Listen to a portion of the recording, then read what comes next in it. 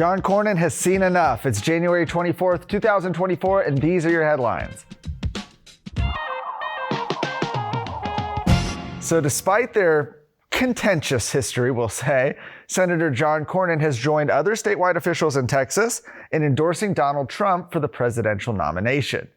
Now, Cornyn had previously expressed interest in a new direction, saying he liked candidates like South Carolina Senator Tim Scott.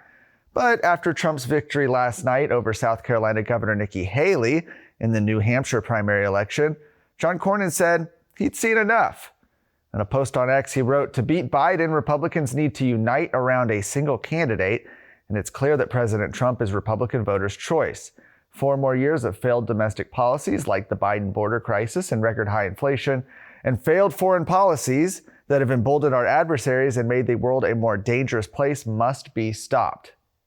He went on to say he was proud of the accomplishments made during Trump's first term in office, including the confirmation of 234 federal judges, including 3 members of the United States Supreme Court, passing historic tax reform, the Tax Cuts and Jobs Act, unleashing our energy potential, and ushering in the best economy for all Americans in my lifetime.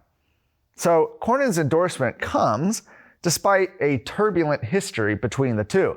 While Trump endorsed Cornyn for re-election in 2020, he's trained his fire on him multiple times in recent years. In 2022, Trump called Cornyn a rhino, a Republican in name only, for his role in advancing gun control legislation in the Senate. The following year, Trump compared Cornyn to Senator Mitt Romney in a social media post asking, "Who's a worse senator, John the Stiff Cornyn of Texas or Mitt the Loser Romney of Massachusetts/Utah? They are both weak, ineffective, and very bad for the Republican Party and our nation." He went on to say Cornyn was always quick to surrender to Democrats. Still, Cornyn says he will work to elect a Republican Senate majority and President Trump in 2024.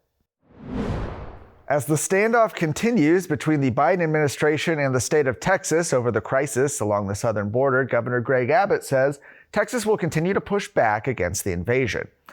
At the center of the current controversy is a recent Supreme Court order that allows federal agents to remove concertina wire and other barriers placed along the Rio Grande by the Texas National Guard and Department of Public Safety.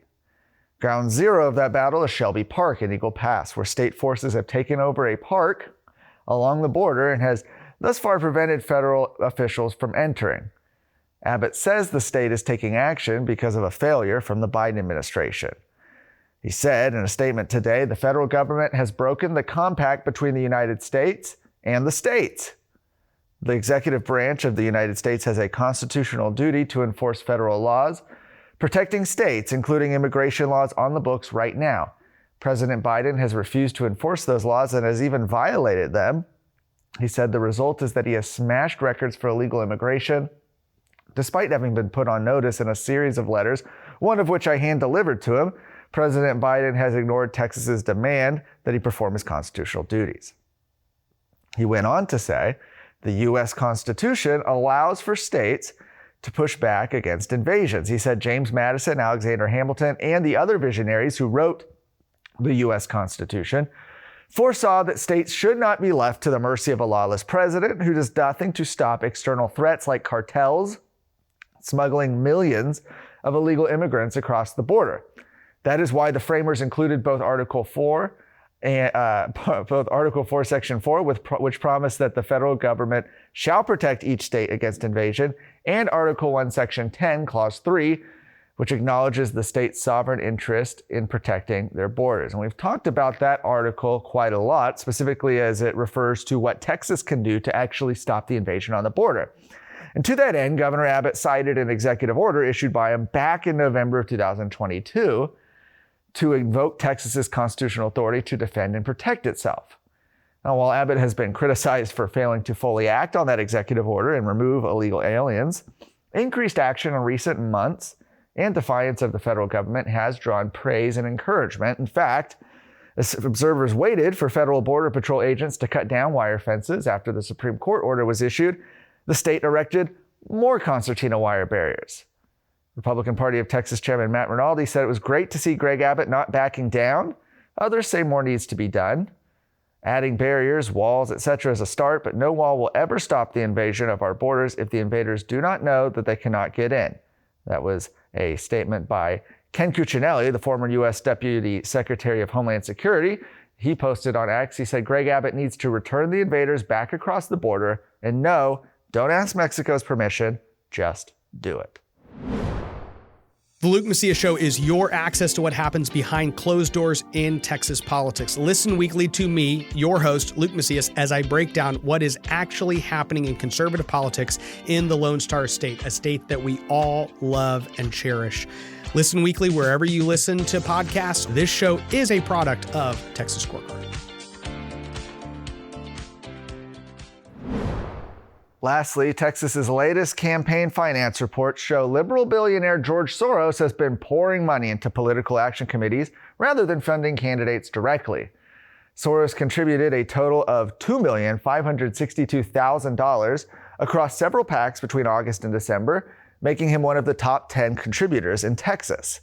Receiving over $1 million from Soros, the Texas Majority PAC boasts the motto, "Let's turn Texas blue."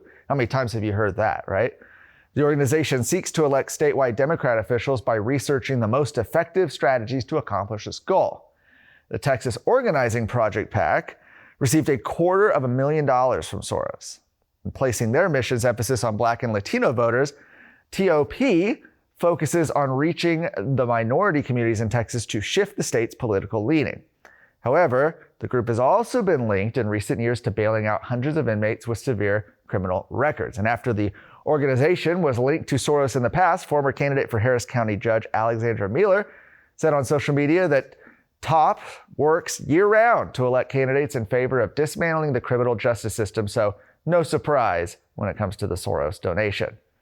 Soros also contributed to the Hidalgo County Democrat Party, aims to emphasize elections at all levels rather than only those on a larger scale.